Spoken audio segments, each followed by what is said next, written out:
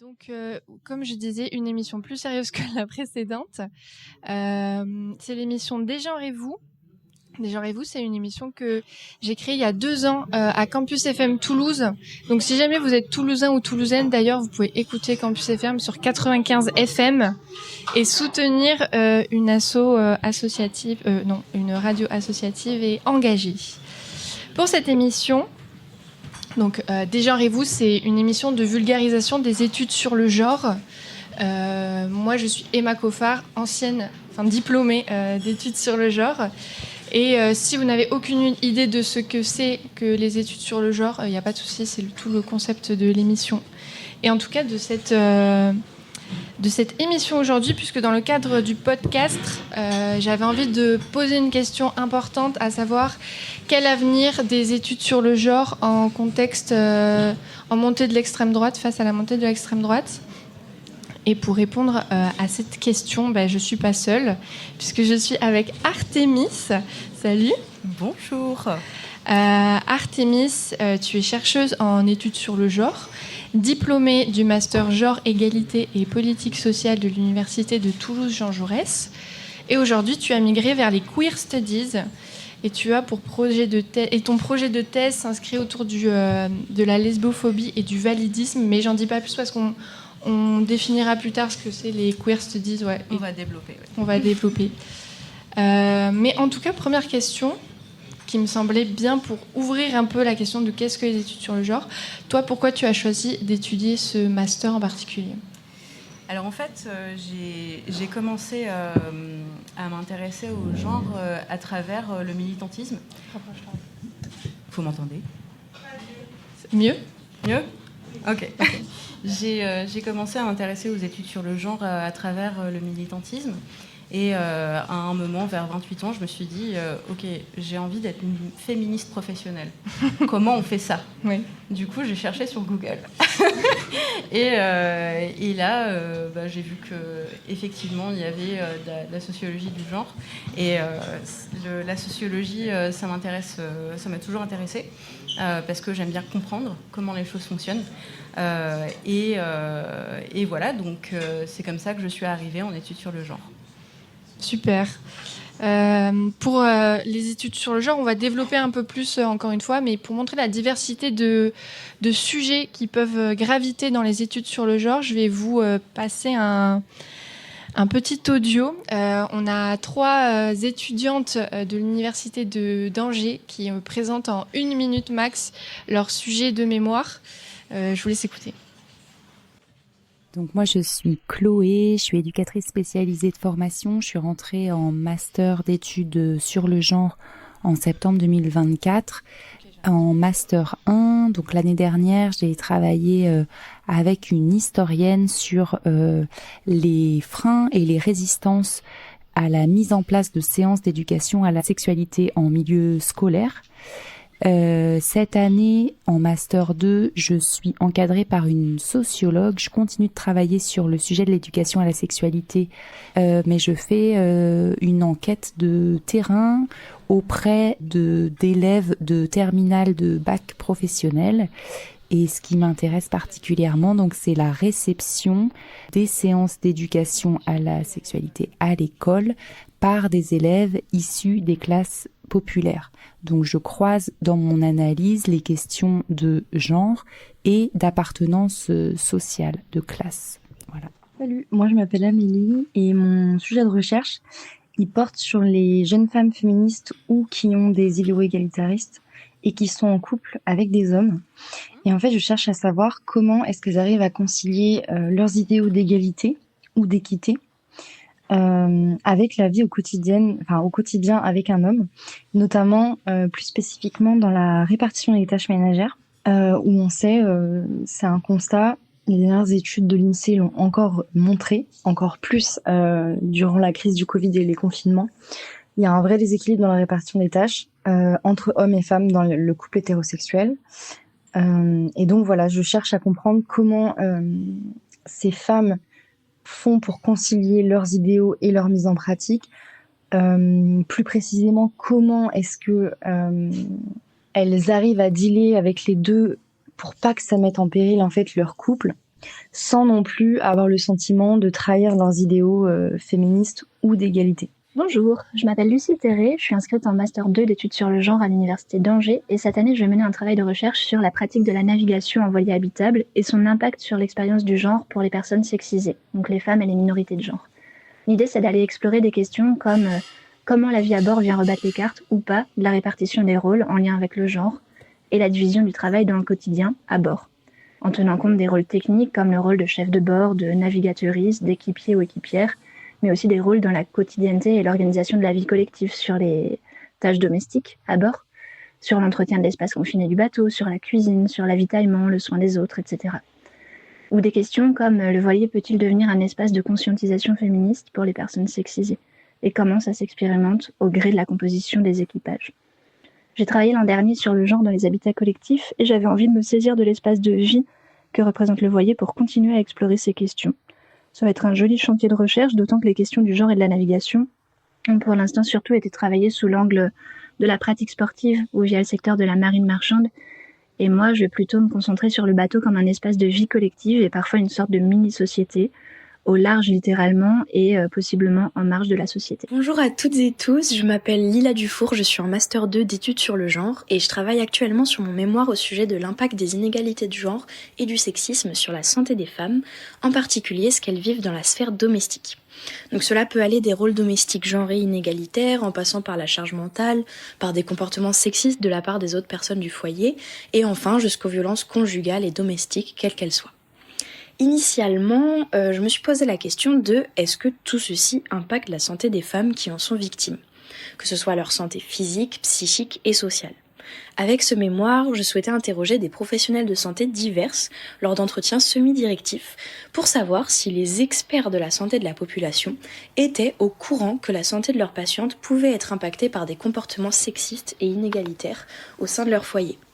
Ce travail interroge aussi la place des professionnels de santé face à leurs patientes, le rôle dont ils peuvent s'emparer et dont ils n'ont pas toujours conscience dans la prévention des impacts du sexisme et des inégalités de genre sur la santé et dans le dépistage de ce genre de situation auprès de leurs patientes.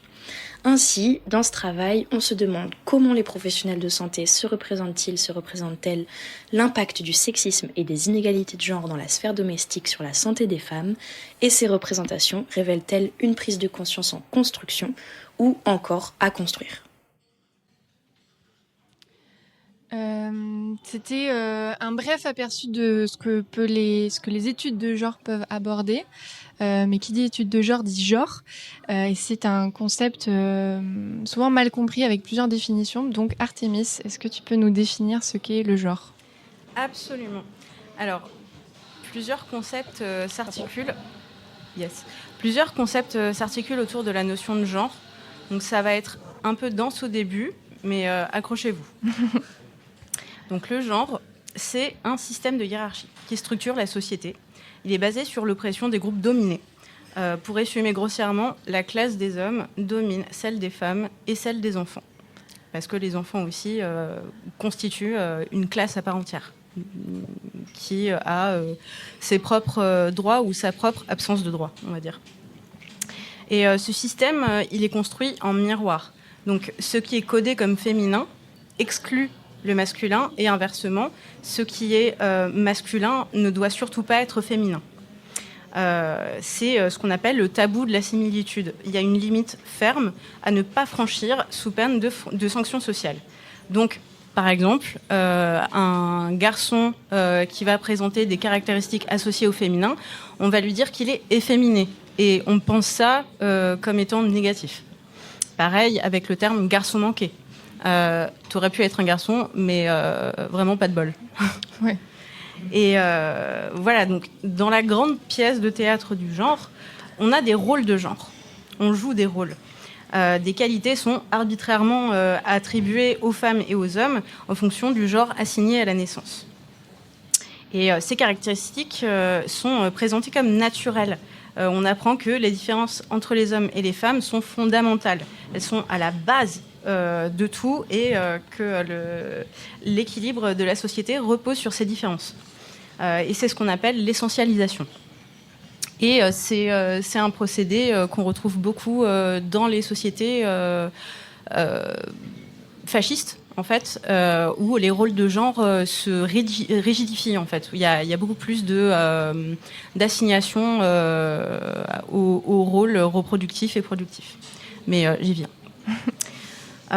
Et les rôles de genre, ils se perpétuent grâce au contrôle social, donc avec du renforcement positif et négatif. Exemple de renforcement positif. Oh, t'es jolie aujourd'hui, tu t'es maquillée, t'as une jolie robe, oh, t'es très élégante. Donc, tu incarnes la féminité, c'est bien. Exemple de renforcement négatif. Oh, tu t'es négligée, tu t'assois les jambes écartées, c'est pas très féminin. Donc voilà, c'est féminin, cool, c'est pas très féminin, pas cool. Et une fois qu'on a assimilé ces règles, il se perpétue grâce à l'autodiscipline. Donc le fait de se corriger soi-même pour incarner le rôle qu'on doit jouer. Exemple, un nouvel exemple. Oh, je me suis pas épilée, je peux pas aller à la piscine. En soi, si, quoi. Et c'est ce qu'on appelle la reproduction sociale. Sur le plan du genre, à son tour, on enseigne aux enfants ce qu'ils peuvent être, faire, désirer ou pas, selon leur genre. Maintenant... Ouais, vas-y. Ouais, et je vais enchaîner sur le principe de norme de genre. Et alors, à tous et toutes, si vous vous reconnaissez pas dedans, ça veut dire que vous avez commencé à déconstruire le truc, et c'est super. Gardez à l'esprit qu'il s'agit de normes structurelles, propres à la structure de la société, donc, et qu'elles ne reflètent pas forcément votre expérience individuelle. Donc on va parler des normes de genre. Avant juste, je voyais dans le chat qu'il y avait certaines personnes qui disaient qu'elles n'entendaient pas forcément. Ça va, vous entendez assez bien ? Ouais, ok, super, parfait. Apparemment, il y a du brouillard. Est-ce qu'il y a du brouillard ? Ça a l'air d'être bon. Ok. Donc, on va parler des normes de genre, Emma. Chacun son rôle dans la société. La féminité, elle s'incarne à travers des éléments que vous connaissez tous et qu'on voit tous et toutes au quotidien. La sensibilité, l'émotion, le care. On est éduqué à prendre soin, à écouter, à anticiper les besoins d'autrui. Et on nous apprend très tôt à être de futures mères. On demande aux grandes sœurs de s'occuper des plus jeunes. On achète des bébés en plastique, des baigneurs aux petites filles pour faire comme maman. On parle d'instinct maternel comme si le mode d'emploi était d'office fourni. Et là, je pense à toutes ces mères qui paniquent à la naissance de leur enfant parce que toutes les autres femmes qui ont eu des enfants autour leur disent « Oh, mais c'est naturel, t'inquiète, tu sauras quoi faire. » Bullshit. Pas du tout. Pas du tout, il n'y a pas de mode d'emploi. Ouais. Ça s'apprend. Et c'est absolument terrible. Et en soi, en fait, ces qualités-là, l'émotivité, enfin, le care, la sensibilité, ce genre de trucs, c'est positif. C'est de l'intelligence émotionnelle, de l'empathie. C'est le genre de caractéristiques dont on a besoin quand on est un être humain. Et donc, attention, le problème, c'est pas non plus les poupées ou l'émotivité, c'est le fait que ces éléments soient assignés à la féminité. Donc, c'est l'obligation pour elles de s'en saisir et l'interdiction pour eux de le faire. Et notons que les caractéristiques associées au féminin sont souvent dénigrées. La gentillesse, la douceur, ce genre de choses, c'est associé à la faiblesse, en fait. Et l'éducation à la féminité, c'est aussi performer la grâce, la minceur, la beauté, pour être désirée par le regard masculin, qu'on appelle aussi le male gaze. Donc la féminité, elle s'incarne dans la passivité. On nous apprend pas à être des sujets, mais à être validés, à être choisis parmi d'autres femmes avec qui on apprend à être en compétition. Ce qui est extrêmement triste. Et petite parenthèse sur la notion de minceur, le carcan de beauté, l'injonction à la minceur, je la trouve très ironique parce que on éduque les femmes à ne pas trop se nourrir, à manger léger, à manger des salades, à ne pas prendre de poids ni trop de muscles parce que c'est pas très féminin. Or, dans toutes les sociétés, les forts dominent les faibles. C'est un principe qu'on connaît tous, qui est assez évident. Donc là, c'est le patriarcat qui nous dit de surtout penser à rester faible. C'est hyper chaud. C'est hyper chaud. Ouais.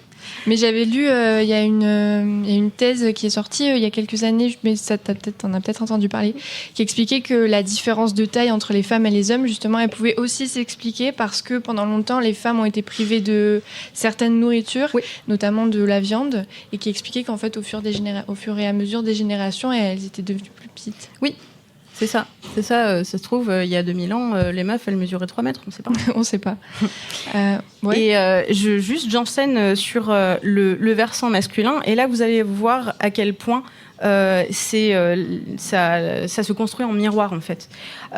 Donc, le versant masculin, au contraire, valorise la force, l'ambition, la rationalité. Donc, qu'on oppose à la fameuse intuition féminine, qui est mystique. On ne sait pas exactement. Et plus globalement la notion de performance, qu'elle soit économique, professionnelle, physique ou sexuelle. Donc là, je peux vous donner des exemples.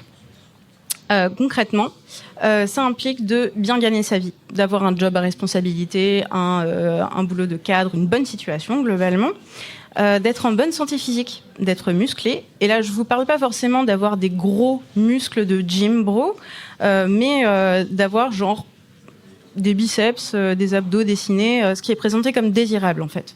Par les femmes envers les hommes, mais aussi entre hommes entre eux. Et d'avoir du succès auprès des femmes aussi. La performance sexuelle permet aux hommes de se valider entre eux dans leur masculinité avec un système de trophées. Et c'est pas nécessairement le fait de coucher avec des femmes, ça peut aussi être avoir récolté plein de numéros en soirée, discuter avec plein de femmes sur Tinder, ce genre de choses.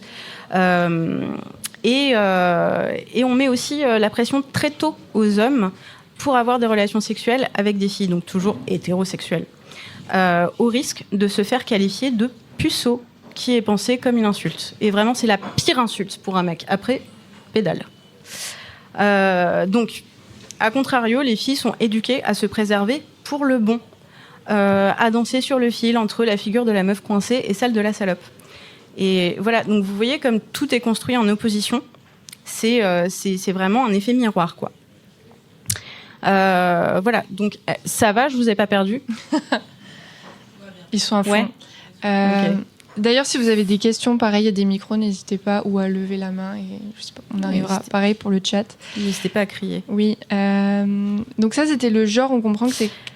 Ouais. C'était la première partie du genre, mais j'ai encore quelques concepts qui sont essentiels, mais ça va pas prendre longtemps, ne vous inquiétez pas. Donc, il y a un autre concept essentiel pour définir le genre, et pas des moindres, c'est l'hétérosexualité. Parce que c'est une composante essentielle. C'est pas une question... l'hétérosexualité, c'est pas une question de préférence ou d'attirance. En fait, c'est un régime politique qui structure les rapports de pouvoir et justifie l'existence du genre, en fait.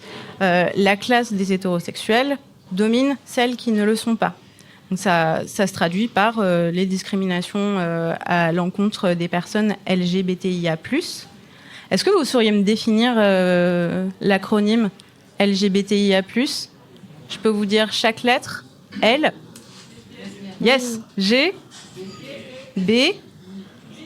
T. I. Intelligence, n'importe quoi. Intersexe. Voilà. Et A. Super. Vraiment, bravo. C'est agenre ou asexuel. Donc, voilà. Très bien. Et le plus, ça va être... ça va englober tout ce qui est... tous les autres points du spectre, en fait. Donc, ces identités, en fait, LGBTIA+, transgressent la norme cisgenre hétérosexuelle. Donc, on sort du cadre, on sort de ce cadre, et elles invalident la construction même du genre. Donc, imaginez, par exemple, être une femme, ne pas relationner avec des hommes, sortir du paradigme du regard masculin, se construire soi-même et non en miroir avec le masculin. Hérésie. C'est fou. Obligé. Donc vous voyez, sans hétérosexualité, il n'y a pas de genre. Et sans genre, il n'y a pas d'hétérosexualité. C'est une réponse, en fait. C'est une dialectique. Mais ce n'est pas tout. Et promis, après, j'ai fini. Non, mais... Prends ton temps. Et quand on dézoome sur la société, vraiment quand on la regarde en macro, on peut voir que le système de genre, il s'articule avec 2 grands autres systèmes qui structurent la société. Le capitalisme et la blanchité. Donc la blanchité, c'est la structure à l'origine du colonialisme qui a donné le racisme. Et ces 3 systèmes fonctionnent en synergie et s'alimentent entre eux. Vous pouvez voir ça comme des rouages qui s'auto-entretiennent en fait, dans un mouvement perpétuel. Un exemple concret, la majorité de la production mondiale a, depuis un certain temps, été délocalisée dans des usines des pays du Sud économique, donc le Pakistan, l'Inde, le Bangladesh, etc. Et la main-d'œuvre qui y travaille est principalement constituée de femmes racisées, extrêmement pauvres, qui sont payées 20 centimes la journée, sans congé maternité, ni arrêt maladie, sans droits sociaux en fait. Et je vous parle pas uniquement des trucs low cost comme Primark ou Shein sur lesquels on tape beaucoup en ce moment. Je parle vraiment de presque toutes les entreprises qui produisent de la valeur marchande. Donc le succès des grandes entreprises cotées en bourse, avec leur tête 50 nuances de vieux mecs blancs et riches, repose sur l'exploitation des femmes racisées et pauvres à l'autre bout du monde. Donc s'il faut retenir un mot pour résumer ce système, cet ensemble de systèmes, c'est celui-ci, exploitation. C'est comme ça que ça fonctionne en fait. Pour tout, ouais. Yes. On parlait du genre, là on a vraiment donné une définition assez globale du genre. Oui. Je voulais aborder un autre vocable qu'on entend assez fréquemment dans les médias, c'est celui de théorie du genre. Et pourquoi les deux ne sont pas la même chose? Est-ce que tu peux nous expliquer? Alors en fait, la théorie du genre, c'est un terme fourre-tout qui a la fonction de figure repoussoire. Donc la figure repoussoire, c'est celui qu'on veut pas être. C'est la figure du beauf. On est toujours le beauf. Le beauf, c'est toujours l'autre. Ce n'est jamais soi. Bah là, c'est pareil. C'est une sorte de piñata dans laquelle le conservatisme a fourré tout ce qui lui plaît pas pour taper dessus. Le féminisme, les transidentités, les lesbiennes, les gays, les bi, les intersexes, le droit à les PMA, les drag queens, les cheveux bleus, tout y passe. Et on se retrouve avec un espèce de conglomérat qui n'a plus aucun sens et dont la seule fonction est d'effrayer celles et ceux qui ne le comprennent pas, sachant que le concept est lui-même fait, par définition, pour être incompréhensible. Et en fait, tout ça, c'est une tactique fasciste bien connue. Hier, c'était la magie noire et les sorcières, qu'on a pendu noyer, etc. Aujourd'hui, c'est la théorie du genre et les queers. Et notons que c'est toujours les mêmes qui y passent. Oui, c'est ça. J'en profite pour faire un petit coup de pub pour Dégenrez-vous, mais j'ai fait une émission très courte justement sur la théorie du genre et qui explique justement que la première fois qu'on a entendu théorie du genre, c'est théorie du gender et qui a été employée par le Vatican, par Tony Anatrella, qui est un prêtre et psychanalyste du Vatican. Oula. Ouais, donc bon voilà, pour donner un peu l'origine de ce concept, de la théorie du genre qui. Oui, c'est un concept en soi, c'est un concept éclaté au sol, mais c'est un concept. Ouais. Une autre, on sort un peu des études sur le genre maintenant. Je voulais parler des queer studies. Ouais. Comment les queer studies elles s'articulent avec celles des études sur le genre? Tu t'en fais, tes recherches portent sur ça. Ouais. Est-ce que tu peux nous expliquer la différence entre les deux? En soi, en fait, les queer studies, on peut voir ça comme une spécificité. Mais quand on parle de queerness, on parle de genre. En fait, c'est indissociable. C'est que le fait d'être queer, la notion de queerness est englobée par la notion de genre qui est extrêmement vaste, comme on a pu le voir. Les personnes queer, la queerness, est à la marge des normes de genre. Donc en fait, on a le genre et la queerness, c'est la périphérie, on va dire. Et donc on peut parler de spécificité, mais là encore, on est sur un paradigme hétéronormatif au sein même des études sur le genre. La queerness est en périphérie et l'hétérosexualité est au centre. Et l'hétérosexualité, c'est toujours le référentiel duquel on se situe. Voilà, donc je ne sais pas si j'ai répondu à ta question. Si, ça répond, ça définit assez bien ce que sont les les queer studies. Et un des concepts qui est fondamental aussi entre les études sur le genre et le queer studies, c'est pour ça que j'ai posé cette question avant, c'est le concept d'intersectionnalité. Oui. Pareil, est-ce que tu peux nous l'expliquer ? Oui. Alors je vais essayer de rendre ça le moins dense possible, le plus compréhensible. L'intersectionnalité, c'est un concept qui a été théorisé par une juriste afro-américaine, Kimberly Crenshaw.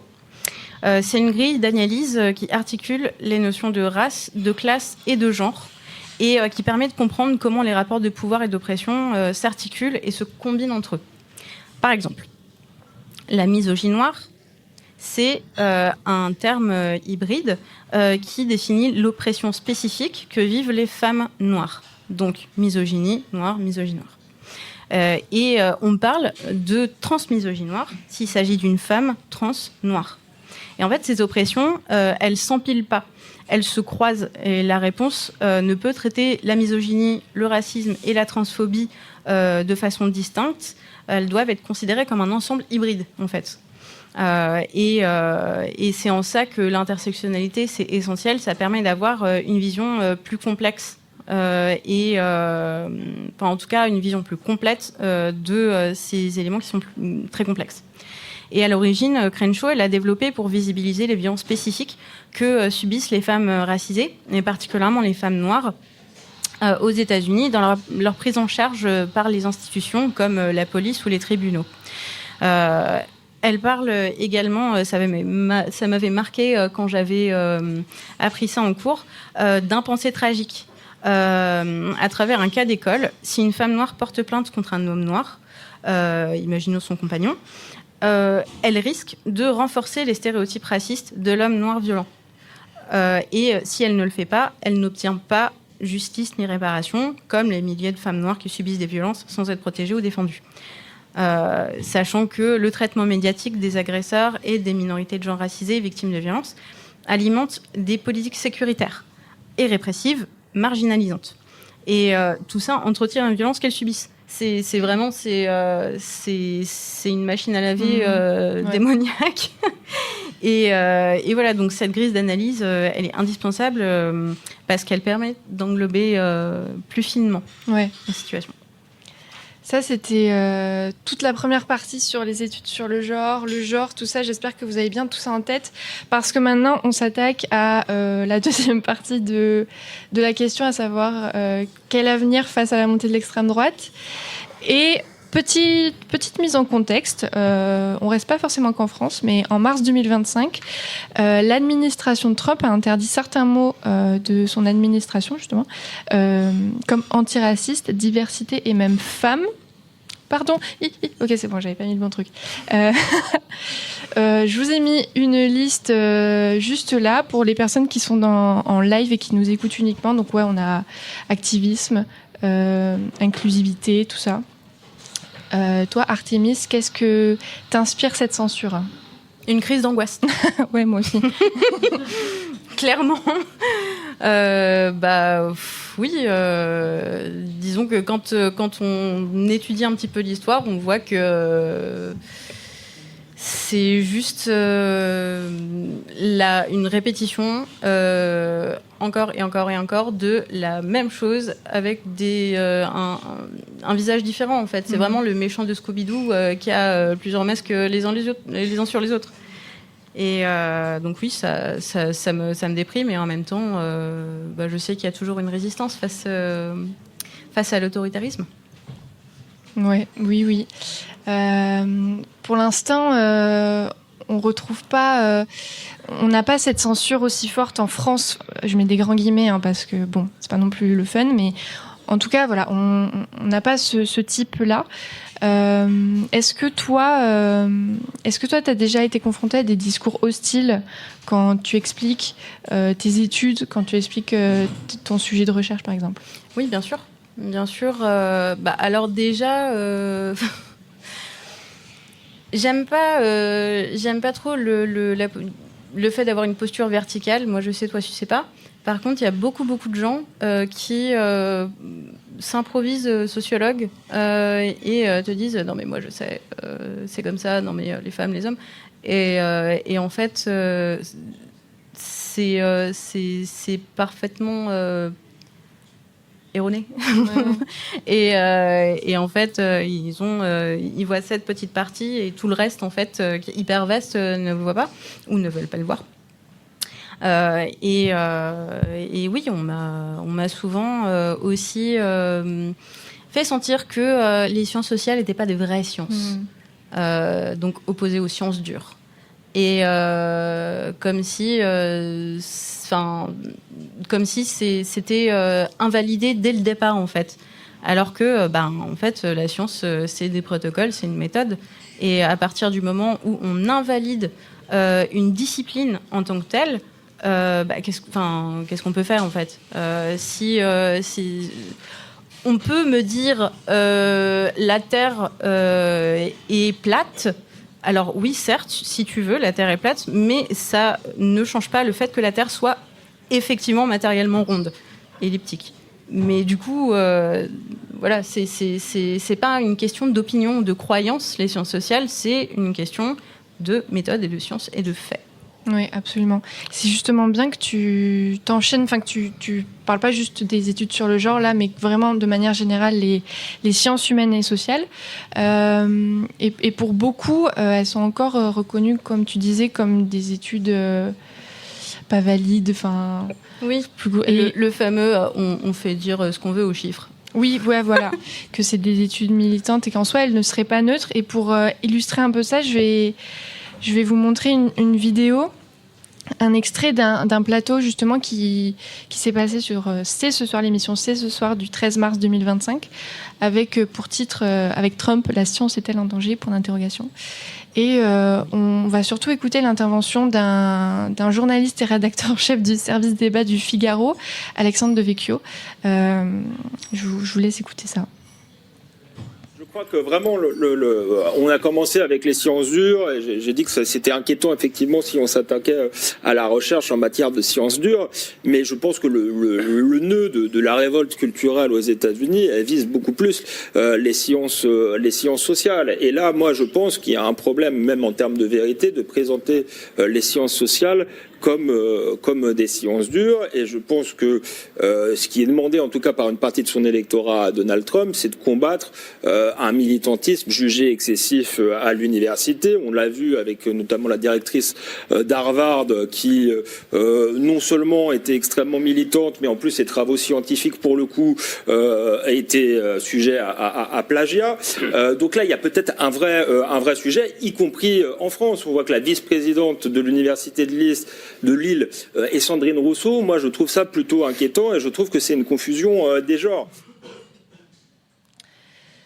Yes. Ouais, ça fait peur. Ça m'énerve. Ça m'énerve.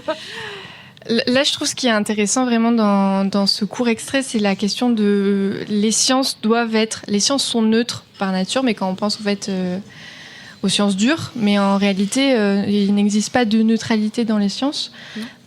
Non, il n'existe pas de neutralité. Être objectif, c'est pas possible. Et c'est pour ça que dans tout travail scientifique, en sciences sociales, il y a une partie réservée dans le protocole à l'objectivisation de ces biais, en fait. De ces biais cognitifs et y compris des trucs très simples comme le biais d'intérêt. Je suis intéressée par ce sujet et donc ça biaise mon travail et l'idée en fait c'est de minimiser absolument ces biais et de faire relire etc. Ces travaux et moi ce que je vois là en fait ce qui m'interpelle et m'énerve en même temps c'est que direct en fait le mec du Figaro il attaque avec une rhétorique de l'épouvantail. C'est que son discours, c'est vous ne pouvez pas me faire dire que les sciences sociales sont des sciences dures, mais personne n'a dit ça. T'es en train de te débattre tout seul, en fait. Il n'a jamais été question de dire que les sciences sociales égale sciences dures. C'est des sciences, quoi. Donc, il y a aussi cette notion de vérité. En fait, l'idée, la vérité, c'est un concept philosophique. C'est hyper ça veut tout et rien dire. Chaque vérité peut être propre à soi, etc. Et ça rejoint à la question de l'objectivité. On ne peut pas être objectif parce qu'on est soi, on a son point de vue situé. Oui, exactement. Voilà. Et ça me fait penser, il y a une chercheuse qui...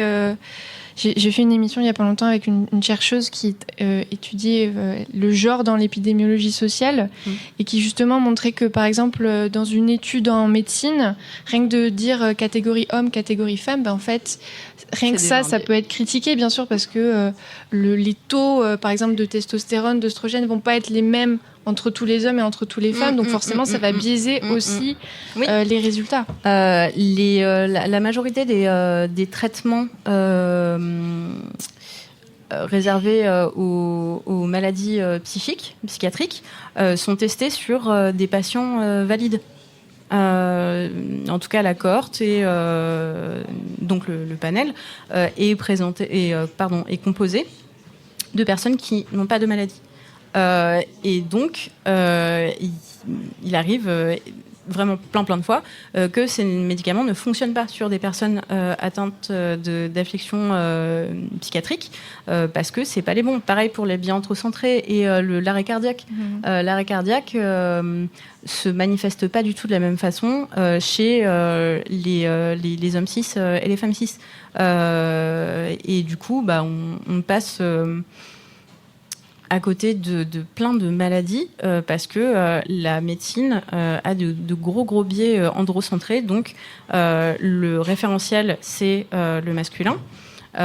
Et derrière, en fait, des femmes meurent parce que on n'identifie pas correctement les symptômes. Ouais.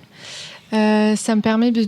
Enfin, tu as déjà répondu un peu à la question que j'ai posée, mais du coup, en quoi les études sur le genre, mais les sciences humaines et sociales, de manière générale, permettent de questionner les savoirs considérés comme universels ou dominants, mais en fait, en quoi ça peut être... en quoi nos études-là sont utiles pour tout type de sciences ?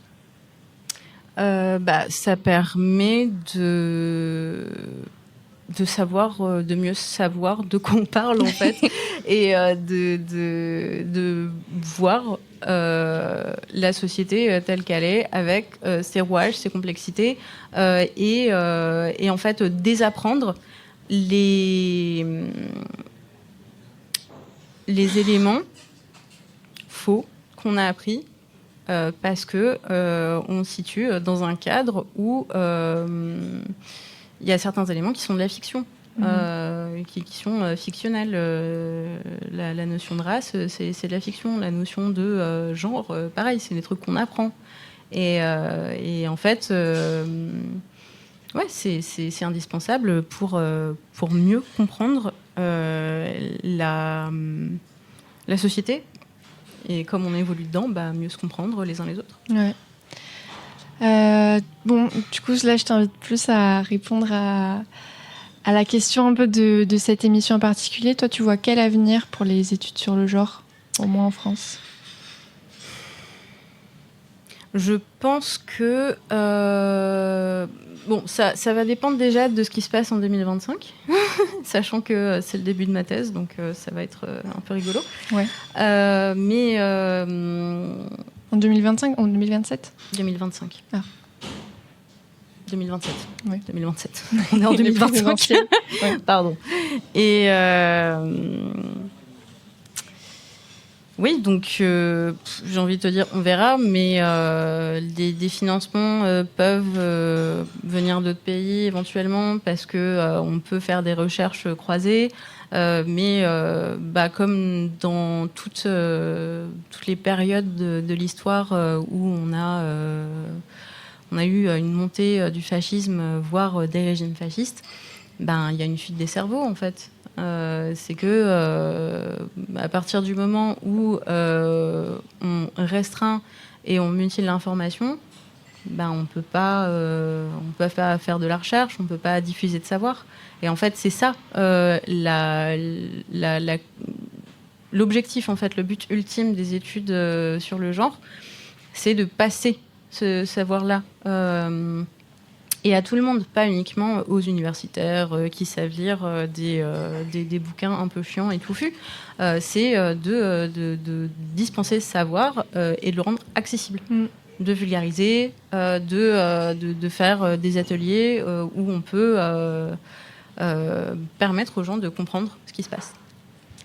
Ben justement, est-ce que tu as quelques pistes pour défendre ces savoirs à notre échelle aujourd'hui, demain, en 2027 ? Ouais, complètement. Je dirais les partager au maximum. Les partager au maximum, y compris de façon informelle. Parce que, comme je disais, depuis toujours et sous différents régimes fascistes, on a trouvé le moyen de diffuser de la connaissance. Même lorsque le gouvernement brûlait des livres et assassinait les universitaires, les États-Unis. Et ça peut passer par tellement de canaux. Par les canaux à travers lesquels le savoir est actuellement diffusé. Instagram, un blog personnel, le journal de la fac, des podcasts de la fac, des soirées PowerPoint, des soirées open mic comme des petits TEDx, des fanzines, mais aussi et surtout en parler autour de soi. Sensibiliser, donner des ressources, des livres, des BD à lire, des podcasts à écouter, des films, des séries, des documentaires. Et l'information peut passer par énormément de moyens. Et aujourd'hui, en fait, même si on est quand même sur un contexte néo-fasciste pour dire ça de façon sugarcoat, il y a de quoi faire en fait. Et même sur des plateformes mainstream, on a du contenu militant.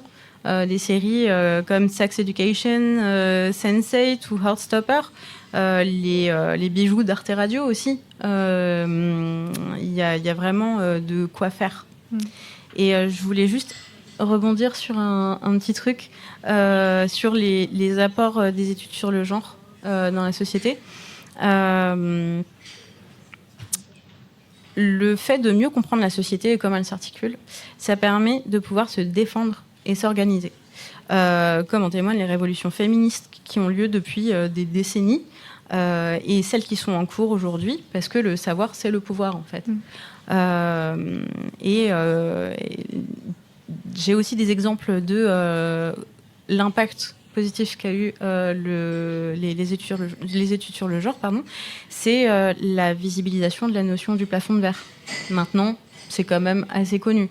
Le nombre d'enfants et d'ados qui se disent féministes ou LGBTIA+, aujourd'hui, qui se sentent plus safe pour exprimer qui elles sont. L'explosion des vagues de MeToo, qui ont permis de visibiliser la banalité des violences sexuelles et sexistes. Et on en vient à la récente adoption de la proposition de loi pour modifier la définition du viol qui a eu au Sénat, il y a 10 jours, je crois, ou la semaine dernière. Et elle inclut désormais la notion de consentement. Waouh. Enfin. Et sans MeToo, on l'aurait pas eu, ça. Ouais. On arrive à la fin de l'émission. Est-ce que parmi le public, là, il y a des personnes qui ont des questions, qui ont envie de rebondir sur certains sujets ? Oui. Au fond.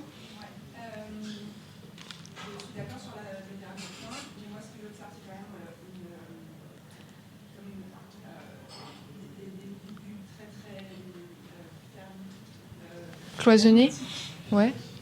Et avec des gens qui finalement seraient peut-être sur un entre-deux, une ouverture, mais qui ne comprennent pas certains enjeux, qui ne vont pas aller dans les renseignements, toutes les informations Oui. à disposition et qui vont peut-être avoir tendance en fait à avoir une résistance. fermer leur Ouais, avoir une résistance, ouais. Et vraiment, moi je trouve ça dommage qu'il y ait un manque de communication. Alors oui, c'est vrai que dans certains milieux, il y a beaucoup de communication, ça permet de comprendre des choses. Mais peut-être que ça va faire rupture à comprendre pourquoi il y a des résistances. Tout à fait. C'est vraiment un truc qui Pourquoi il y a des résistances ? C'était juste, pardon, juste pour le chat qui n'a pas entendu la question c'est globalement pourquoi il y a des résistances et comment faire face, comment y répondre. Ouais. en sorte d'être hermétique et dans les deux sens. Ouais, et être ouvert au dialogue, tout ça, ouverteux. Vas-y, tu peux répondre. Oui, il y a certains supports et médias qui s'adressent aux personnes qui ont une résistance. Et je pense par exemple au podcast Les couilles sur la table, voilà, on le connaît, qui s'adresse majoritairement aux hommes cis hétéros. Enfin, majoritairement. Disons que ça s'adresse aux femmes, mais ça parle des hommes. Et du coup, ça s'adresse aussi aux hommes et ça leur permet en fait de comprendre comment la société elle est faite et en fait quels avantages ils ont pour eux, pour leur entourage, etc. À se dégenrer un peu. Wink. Oui. Voilà, donc il y a des choses à faire. Ouais, je sais pas si ça répond vraiment à la question, mais je sais pas si moi. Je me demande si en fait c'est une question qui se pose. De comment on fait passer. Et en fait, ça va sur tous les milieux militants, avec des choses qu'on sait, effectivement, de la science qui est construite, etc. Et de la difficulté à faire passer ça de manière généralisée. Ouais. Et voilà, vraiment, je prends une question comment on dit de manière générale. Comment on fait passer les messages Est-ce qu'il y a des. Est-ce qu'on sait. Est-ce qu'il y a déjà eu des exemples de diffusion plus large de pensée qui vont être d'abord dans un. Alors, quand tu parles de diffusion plus large, je ne comprends pas tout à fait. Est-ce que c'est diffusion plus large en termes d'audience plus générale pour que les concepts soient plus vulgarisés, compréhensibles? Que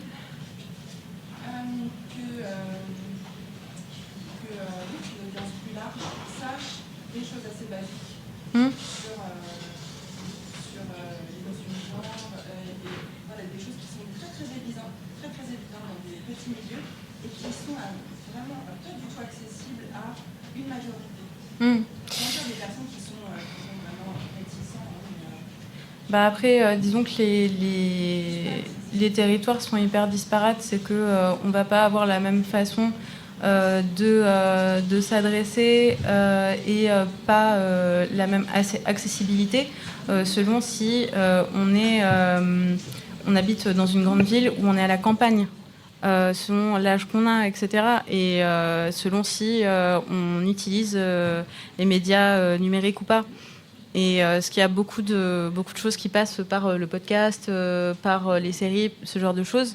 Mais du coup, c'est une vraie question, mais elle est très vaste. Ouais. Et il y a plein de réponses possibles. Mais j'en parlerai avec plaisir plus tard avec toi.